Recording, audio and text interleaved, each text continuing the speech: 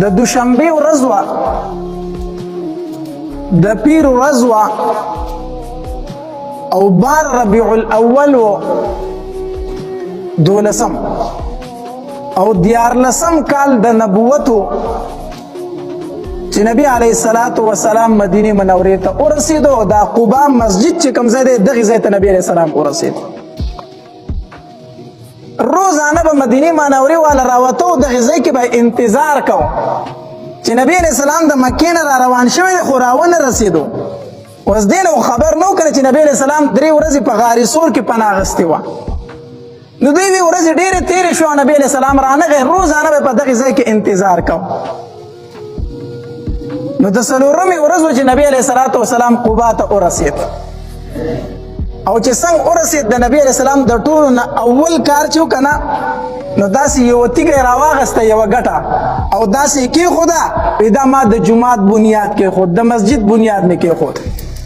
لومبی کار نبی علیه السلام چې مدینه منورې ته ورسېد که نه هغه د جومات بنیاد و. نو په خپله یوه ګټه یوه تیږه راواخیسته او داسې یې کېښوده. ابوبکر رضی الله تعالی عنہ پاسې د دویمه ګټه ابوبکر رضی الله تعالی عنہ راواخیسته او کېښوده. درېیمه ګټه عمر رضی الله تعالی عنہ پاسې د هغه راواخیسته او کېښوده، د جومات بنیاد کېښودی شو. نور چې څومره صحابه کرام هغه خواره شو، ګټې راوړي او ږدي او بنیاد جوړوي، د مسجد شروع وشوه. روایاتو کې راځي وایي نبی علیه السلام به په خپله تیږه داسې راواخیسته، نو هغه به درنه وه، نو نبی علیه السلام به د خپلې خېټې سره داسې اړمه کړې وه.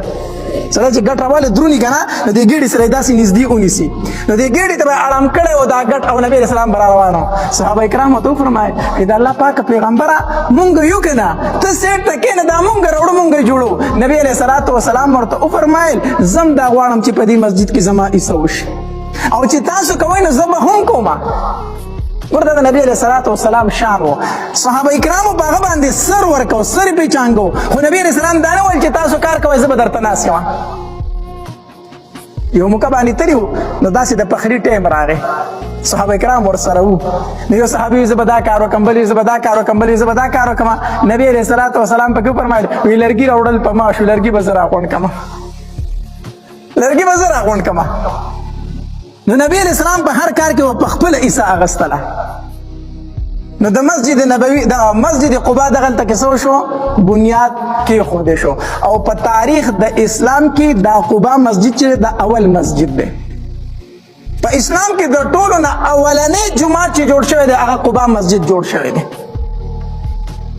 او د دې آیت د دې مسجد متعلق الله تبارک وتعالى د آیتونه نازل کړي دي کنه لمسجد اسس على التقوى من اول يوم احق ان تقوم فيه رجال يحبون ان يتطهروا. د الله پاک پیغمبره د کوم جمعات بنیاد چې په تقوا یې خوده شوی دی دغلته کې څه خلک دي چې هغه د پاکۍ سره مینه ساتي، محبت ساتي. نبی علیه الصلاة والسلام قباء والو ته لاړو، ستاسو الله یو صفت کړی دی. الله تبارک وتعالی فرمایي وي دا قباء والا د پاکۍ سره مینه ساتي، نو تاسو کې کوم عمل دی داسې؟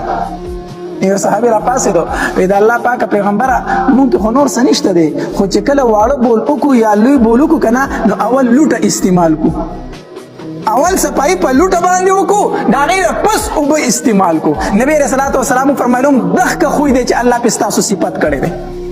هم دغه خبره ده چې تاسو اول استنجا په لوټه کوئ پس د هغې نه څه استعمالوئ؟ اوبه استعمالوئ. هم دغه خبره ده چې الله تبارک وتعالی فرمایي داسې خلک دی چې د پاکۍ سره څه کوي؟ مینه کوي، مینه. الله دې رحم وکړي مخکې به دا خلک ساراونو ته د بولو به راسته، نو سارا کې به خامخا لوټه او ګټه دا استعمالېدل که نه، بیا به پس د هغې نه خلکو څه استعمالولي؟ اوبه به استعمالولي. دا دوه خویونه زموږ په دې خلکو کې هم موجود وو، خو چې کله دا لیټرونه راغله که نه نو هغه د لوټې هغه سیسټم څه شو؟ ختم شو، هغه ختم شو. نو اوس بعضې خلک داسې چې واړه بول وکړي او په دنده ټایم نه تېروي، ډایرکټ ځان په اوبه وینځي او راپاسې راځي، اگر بیا ورته دا پته نه لګي چې زما په خپل واړه بول بهیږي که اوبه بهیږي. نه نه احتیاط په دې کې پکار دی.